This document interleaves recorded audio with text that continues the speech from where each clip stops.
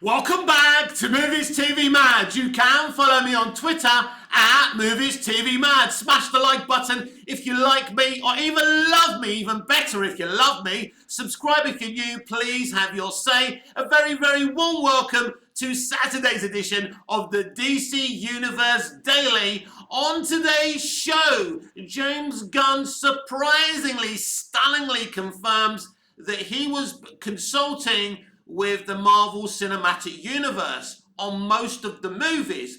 Feige was sending him scripts and he was sending him notes on said scripts. We're going to discuss it very shortly.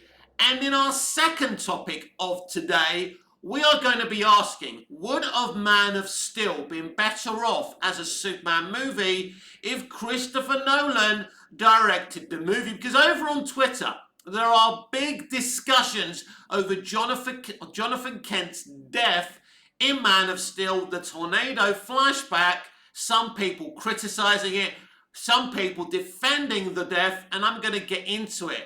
I love Man of Steel, by the way. I love Zack Snyder. I have to say it for the idiots in the back, but I am going to be utterly critical of that moment.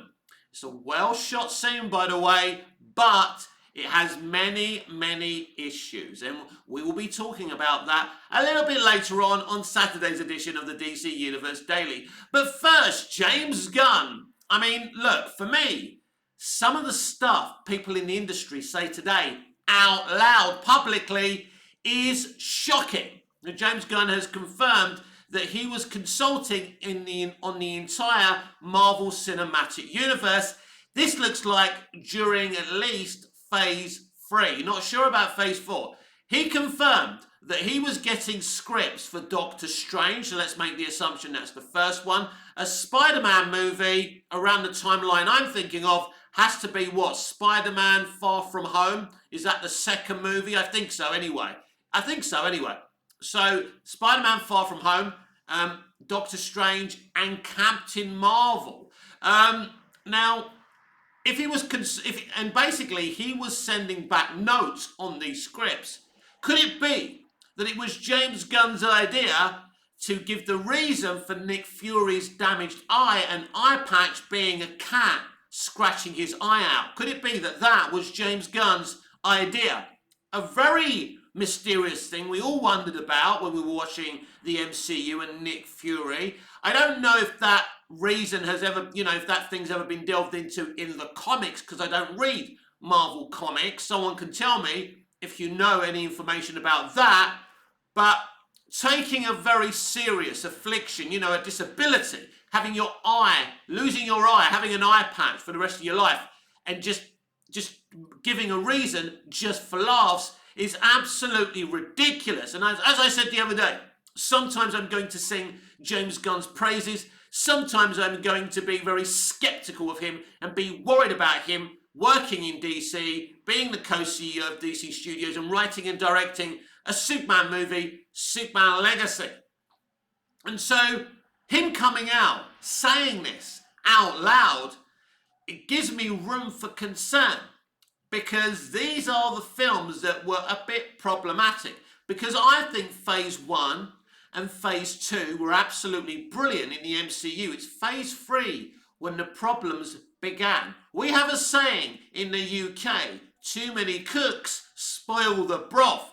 And from Phase 3 onwards, it looks like Feige was taking consultations from a lot of people. And you have to ask the question, if you need James Gunn, a director you've employed to do another movie, another bunch of movies in terms of the Guardians, and you're sending him scripts to give you notes, what does that say about you as the person running Marvel Studios? What is Kevin Feige actually doing? Ben Affleck once called him a genius. Is he a genius if he has to send his scripts to James Gunn to get notes? If he's not the one giving the notes, he needs someone else to give him notes. It's a bit crazy if you ask me. And this is the first we're hearing of this. Why has James Gunn come out with this now? Because he's being compared with Kevin Feige, and he claims him and Kevin Feige are very different type of creatives. Well, James Gunn is a writer-director, and Kevin Feige couldn't direct Traffic. So it's interesting, isn't it? Because I think if the time period, and I think that Doctor Strange was phase free, the second Spider-Man movie with Tom Holland was phase free, if I remember rightly, and Captain Marvel was certainly phase free. Captain Marvel got a lot of criticism. It was torn apart by a lot of people, but it did bring in $1 billion. I think we know why it brought in $1 billion, and it didn't really have much to do with the quality or the lack of quality on that movie. It brought in $1 billion because it was sandwiched in between Infinity War and Endgame, and people were very desperate to get any clues about what that much anticipated movie would be about. And they went there to see the post-credit scenes, didn't they? They didn't get much of a teaser, but it worked for Marvel's advantage. The whole Feige idea is if you connect the universe together, then people feel they have to see the next chapter or they'll be missing out. That is a genius conception from Kevin Feige, and it certainly worked for him for the first 3 phases. But now it's very, very interesting, because now people, not as many people, are turning up for MCU movies, which means they're not desperate to know what's going on, that they don't feel they're missing out any longer, and they don't care if they're missing out any longer. This is kind of, I suppose, a kryptonite within the connective universe situation, because if people are not invested in your connected universe, they don't have to keep on seeing every movie. As we've seen from what happened with Marvel Phase 4, Phase 5 has been affected. Now, Guardians of the Galaxy Volume 3 has had solid box office, but not brilliant box office. I think it's going to have a 50% drop this weekend. That's a very, very low drop, but it's not going to make $1 billion. James Gunn still hasn't been involved in $1 billion movie, and that is important when you are the co-CEO of DC Studios and you're writing and directing a Superman movie. These are very, very important things. But I am stunned by James Gunn's concession that he was consulting on the MCU and the films he was consulting on. Doctor Strange didn't have the greatest of reviews. I think fans didn't particularly enjoy Captain Marvel. And the second Spider-Man was, I mean, it made some good money, but yeah, I don't think it was, I think Spider-Man fans weren't exactly pleased with that movie either. But maybe if James Gunn didn't give Feige notes on those movies, they would have been a lot worse. So maybe think about that for a minute as well. So maybe it was a good thing that he had James Gunn giving him notes. I suppose if I'm balanced, I suppose in Feige's defense, he's going, I want a writer-director to look at these and tell me what he thinks of these scripts that we've done. Because he'll know. He'll know if there's any problems. He respects James Gunn. So maybe it wasn't as bad as it sounds. But still, when you look at the lack of quality in the first Doctor Strange, and I don't mind the first Doctor Strange, but I don't think it's the greatest movie ever. It's an okay, solid movie. I think it's probably the best out of the list that Gunn gave that he was giving notes on. I'm surprised he was giving notes on Doctor Strange, but he was. But you look at the second Tom Holland Spider-Man movie, it's very comedy-centric, although there are some dark emotional elements. Maybe it's James Gunn who put in those dark, emotional elements. But without knowing what James Gunn injected into those scripts and the notes that he gave, we will never know if the changes he suggested to those movies were good or bad. We will never know. So it's very difficult to judge this situation in terms of him being the CEO of DC Studios, the co-CEO, and writing and directing Superman Legacy. Every project, of course, is very, very different. And as I've said repeatedly in the past few days, I like James Gunn's comic book content. I don't think he's misstepped. His gags can be unfunny. To be honest, his sense of humour isn't the best as far as I'm concerned. But in terms of the emotional elements of his films, they really, really work. And the character developments always work. But we will see what happens with Superman Legacy. We should be getting a lot of big news on that movie very, very soon.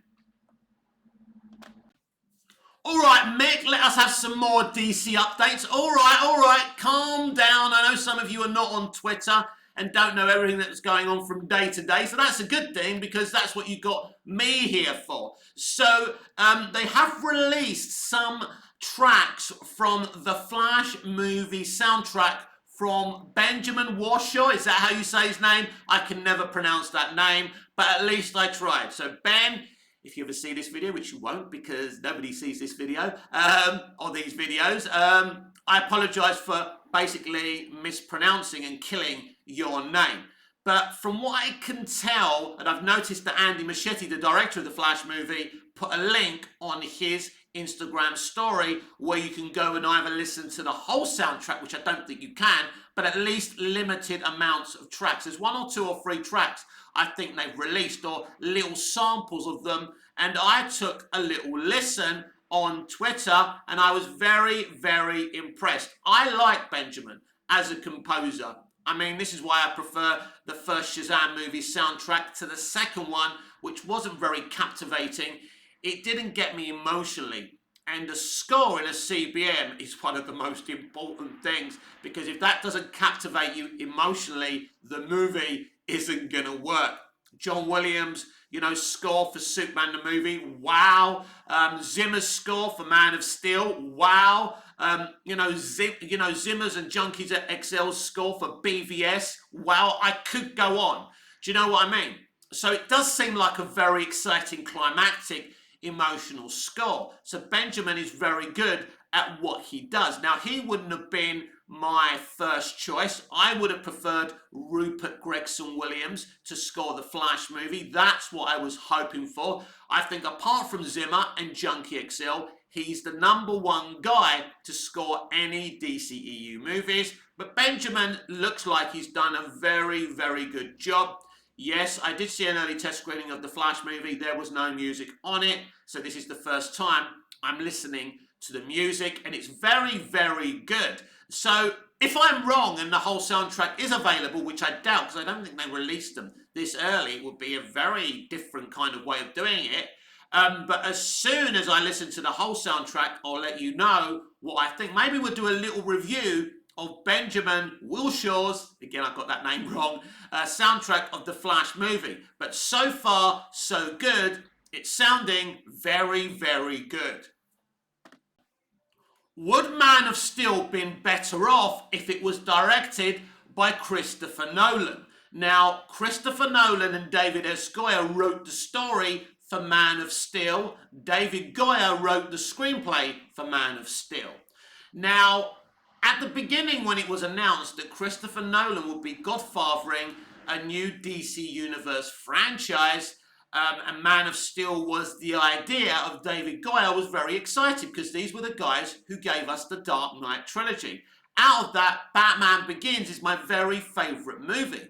So I made the assumption that Christopher Nolan would direct Man of Steel and we'd get a first Superman movie from them, very similar in the narrative of Batman Begins. Batman Begins made around $400 million globally, but it cost around $100 million to make, or just under $100 million. So the profit margins were very good on Batman Begins, even though it didn't make a hell of a lot of money, because people try and say that movie was a flop.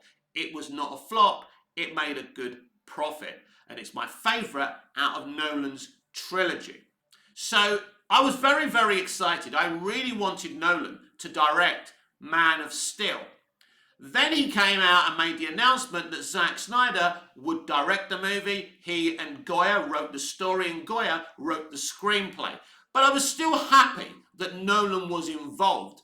I was surprised that a man like Christopher Nolan, who loves Richard Donner, who loves Superman the movie by Richard Donner, didn't take the opportunity to direct a Superman movie. Now, he claims he didn't have the ability to make the film what it needed to be visually. Zack Snyder was brought in by Christopher Nolan because of his visual skills as a director. But here's the question for you. What would you rather have had? The the unique aesthetics, the unique narrative skills of Christopher Nolan as a director or Zack Snyder's visuals. Now, I'm a big fan of Zack Snyder. Let's not get it twisted. We are having a conversation, just like sometimes we're positive about James Gunn and sometimes we're talking about negative elements of James Gunn. Doesn't mean I hate the guy. Sometimes we're positive about Zack Snyder. Sometimes we're talking about negative elements of Zack Snyder. Doesn't mean I have an agenda against him. In a world of intelligent people, hopefully, I mean, we are losing intelligent people every day from the conversation and people just get triggered. Just because I'm having this conversation and it's the negative aspect of Zack today doesn't mean I dislike Zack or his work. I love Zack's work, but his strong points are the visual aspect of being a filmmaker and not the storytelling aspects. And sometimes I think in his narratives he can be a little bit clumsy, and I think we saw this a few times in Man of Steel. I'll give you a great example. Superman breaks Zod's neck. Then we jump to quite a little bit afterwards where he throws that thing at General Swanwick. Remember? He goes, "Are you effing stupid?" That bit, right? And it's just jumped from one bit to the other. It kind of loses its narrative logic. So that for me was a bit problematic.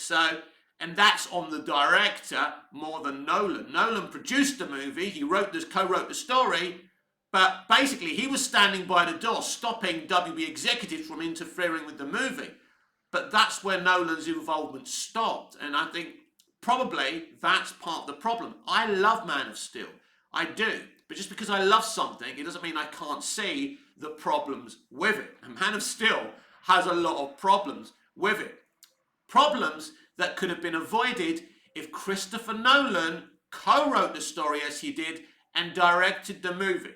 If you're asking me directly, would I have rather Christopher Nolan direct Man of Steel and forfeit Zack Snyder's stunning visuals? Absolutely, every day.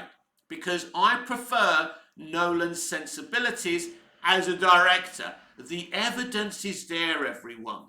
The Dark Knight trilogy, Memento, Inception, Interstellar, some of the greatest movies ever made. Nolan didn't go to film school. He didn't study the art. That's what makes Nolan amazing. Sometimes people criticize the quality of the sound on his movies. Well, my ear isn't that fucking good, so if I have to put my ear to the fucking telly, I will. I'll let you off, Chris. Christopher Nolan is a fabulous filmmaker, as is Zack Snyder.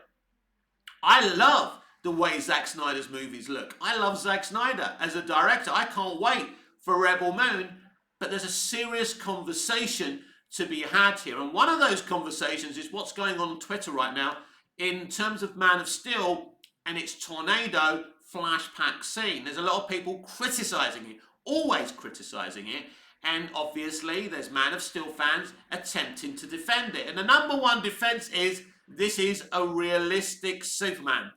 Now, I'm going to be honest with you. I don't think personally a realistic Superman or a fantasy Superman stands there and allows his father to die, no matter what his father wants, for self-preservation. This is against everything that Superman stands for, to stand there, to allow his father to die for self-preservation. His father wants him to be protected. That's who Jonathan Kent has always been. In the comics, in Superman the movie, in Smallville. But to have Clark Kent standing there and being quite willing to allow his father to die to protect himself is the opposite of everything that Superman is. And this is why people have always questioned it. People have questioned the fact that Jonathan goes back to save a dog, his dog. Now, I will stand up for the film there, because I think most dog owners would go back to save their dogs. I think like 7 out of 10 would. Probably 3 of those people would probably think, nah, fuck it, man. I'll just buy another dog, right? I know, that was a ruthless thing to say. I mean, I'm not a dog lover, so I wouldn't be going to the car. I wouldn't have a dog in the first place. I wouldn't be saving your dog either. I'm scared of dogs, right? What can I say? But, yeah, so when you look at when Goyer and Nolan and Snyder and even Deborah Snyder are sitting there and they're blocking this scene, or they're all sitting there writing this scene and thinking about this scene. It sounds very compelling when you come up with it, right? Jonathan's told his son already in a flashback before, maybe you should have let the kids on the bus die to protect yourself, because if you're outed, this could mean trouble for you and trouble for us as a family. And so we've already had that. So that was foreshadowing to what happens in Tornado. And so, but when you're thinking about it, you've got to look at the problems with it as well. It sounds very powerful and compelling. Clark Kent standing there and allowing his father to die because his dad told him to, basically, and he trusted him. I let my father die because I trusted him, because he thought the world wasn't ready. What do you think? That's what happens when he's telling Lois about it. But it's a good idea, but it's badly executed. It's uneven, it's messy, but ultimately the Clark Kent I grew up watching, whether it was an animated Clark Kent, whether it was Dick Donner's Superman, Gotham Miller's Smallville version of Clark Kent, and if you look at Smallville and the way Jonathan Kent dies in Smallville opposed to Man of Steel, it's done in a better way. Because, again, Jonathan Kent dies because he's protecting Clark's secret. Lex Luthor's father, Lionel Luthor, has got a picture of Clark using his powers. Jonathan and Lionel have a fist fight. This makes Jonathan have a heart attack. He dies in his son's and his wife's Martha's arms. It's a very compelling moment. He hasn't died because Clark's allowed him to die, but he has died protecting Clark's secret. This was in an anniversary episode, the 100th episode of Smallville, and it's called Reckoning, and it's amazing. Lana Lang dies, so he makes Jor-El turn back time so Lana comes back to life. But Jor-El warns him, if she doesn't die, somebody else has to, because that's how Mother Nature works. And in the end, instead of Lana dying, Jonathan dies. So Clark feels guilty because Jonathan died protecting his secret. Jonathan died because he turned back time, but he never knew his father was going to die. He never chose for his father to die. He never stood there watching his father die for self-preservation. And that's the point. So, yes, absolutely. Again, I love Zack Snyder. It doesn't sound like it, but I do. And I love Man of Steel. Doesn't sound like it, but I do. But it's okay to criticize things, And I don't know if it's nitpick or if it's genuine, logical criticism.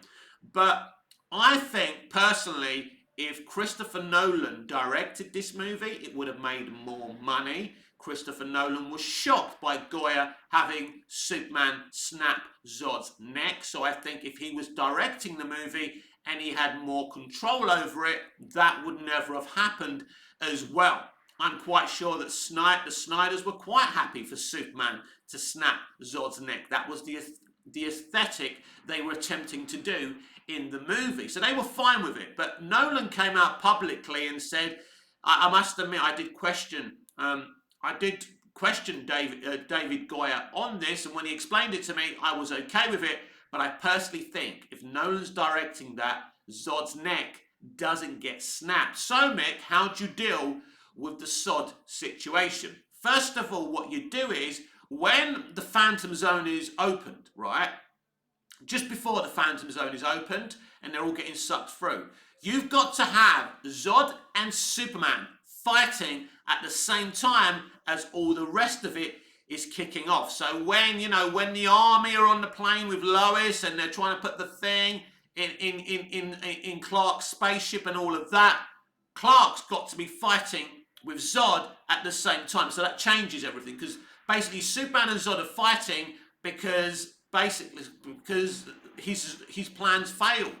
And he's angry and he's upset. He says, I only exist for my people. I have no people. First of all, if it were me writing that, I would have had Superman say, you still have me.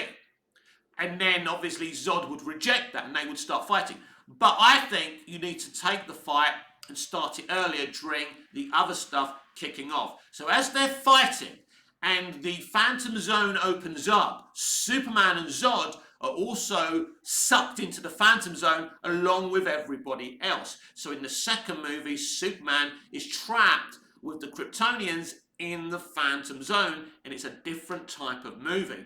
That is the kind of thing that I would have done, because it leaves Man of Steel in a cliffhanger and it makes people excited to see the sequel. And it's the kind of way that I like to see my entertainment and my storytelling, and it's the way I write. You may not agree with that, but that's the kind of thing that floats my boat personally. But yeah, for me, I think Christopher Nolan made a mistake, because I think, look, I love Batman vs Superman, the theatrical edition, and the Ultimate edition. I do. But if Christopher Nolan directs Man of Steel, it's going to make money, so they're not going to panic all of a sudden, and they're not going to panic all of a sudden and want to do BVS and do a Batman versus Superman movie. They're going to take their time, maybe with another Superman sequel, maybe with the next DC character, and Chris can bring in his own directors. But if ultimately, if he brought in Snyder for Superman, he would have brought Snyder in on something else. But maybe Snyder would have been better suited not making Batman versus Superman, not making Man of Steel, and making another character. Maybe like a cyborg movie where the audience don't know him so well. Maybe Zack was better off on a movie where the character wasn't as iconic as Batman and Superman. Maybe things would have ended up a lot better, and there's less pressure, because there's a lot of pressure on a Superman movie, as James Gunn is about to find out. Being a successful MCU director won't save James Gunn from the criticism that Zack Snyder got. Superman means a lot to people, and the way he's always been, means a lot to people. When you try and change that character, even though I love Man of Steel, when you make big statements on Superman and go, well, this is a realistic Superman, get fucking real and all this. Superman fans don't want to hear get fucking real. That's the point. He's a fantasy character. They don't want Superman to get real. Superman is wish fulfillment, and that's the point. Now, I'm not necessarily sure that Christopher Nolan would have directed a wish fulfillment Superman movie, but he would have understood certain elements of the character and certain lines you can't cross. For example, he understood how people see Batman. Now, Batman, in Christopher Nolan, this is a non-comic book fan. He doesn't really read comic books. That's why he had to get a lot. That's why Goya was involved in the Dark Knight trilogy. He's the guy who has worked in comic books, who does understand comics. That's why Goya was there and helped him with Batman Begins. And didn't they do a great job? I just feel if you've got a good team who've already written a great trilogy and directed a great trilogy in Goya and Nolan, you put that team back together. They're there. They've co-written the Man of Steel story, and Nolan should have directed Man of Steel, and it would have brought better financial results, and it would have made the film more popular, and the DCEU would have gone down a different direction. And I think after Man of Steel, after Nolan's directed that movie, then he can bring in other directors, a list of directors, quality people, and then he can have this Godfather role while he does his own projects for WB at the same time. And I think if they went down that direction, the DCEU would have been in a better state. Instead, you've got a movie in Man of Steel written by Goya and Nolan, then Goya and Nolan disappear for the sequel, and all of a sudden Zack Snyder's in charge, and then we get to Justice League. The studio don't like Justice League. They're scared of the reaction, the divisive reaction of BVS, and it becomes a huge problem. So you're asking me, and I don't care who gets angry at me, I think that Christopher Nolan should have almost certainly directed Man of Steel, and that is kind of Christopher Nolan's fault, because Christopher Nolan thought, look, the storytelling in Man of Steel is great, but it's not always executed in the right way. It may be one of the most compelling CBMs in terms of its narrative and storytelling, but sometimes the narrative isn't understandable to the person watching it. What they're attempting to do isn't understandable. I get what they're trying to do. with the tornado sequence, but you can't have Superman standing there watching his father die and do nothing about it. That is not who Clark Kent is. This has been Saturday's edition of the DC Universe Daily with me, Mick, your host with the most. Just ask your girlfriends and your wives. Please like, share, comment, subscribe, hit the notification bell so you never miss this beautiful perfection. And I'll see you again in the next video. Smash the like button if you love me. Subscribe if you're new. Please have your say, and I will see you again in the next video. Until I see you again, goodbye, au revoir, auf Wiedersehen.